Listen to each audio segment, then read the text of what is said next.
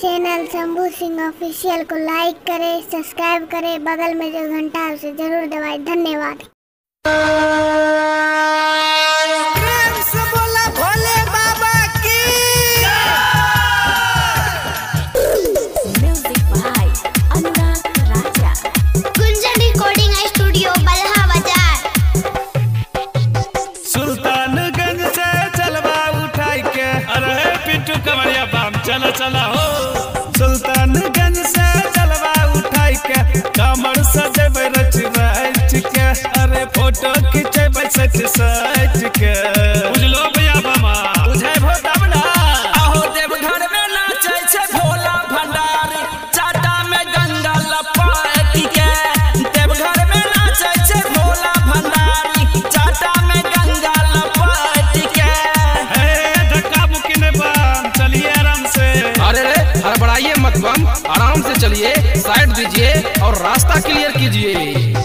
ललका पियर का गेरुआ कपड़ा, पैदल चलै छी हम बाबा के असरा। अरे बाबा द्वार में सब पैदले जाए छे बम। भीड़ लागल छै झारखंड नगरिया, दर्शन करे ला हम आइला दुआरिया। सुनो हो बाबा दर्शन देखावा, पूजा करै छी हम सैत के, अहो नारा लगाबै छी दैत के। आहो देवघर में नाचे छे भोला भंडारी, काला में नाग लपेट के। देवघर में नाचे छे भोला भंडारी, काला में नाग लपेट के। अरे रे पिंटुआ खाली लपेटले नहीं छे, फुफकारो मारे छे। काटतो न जब तो कोई नहीं काम देतो बाबा छोड़ के, बुझली। देश विदेश कमरिया के आगमन, डमरू बजाय के नचै छै छमा छम, नचै छै छमा छम, नचै छै छमा छम। सावन मेरी मीठी में बरसे बदरिया, बोलबम के नारा गूंजे पहरिया।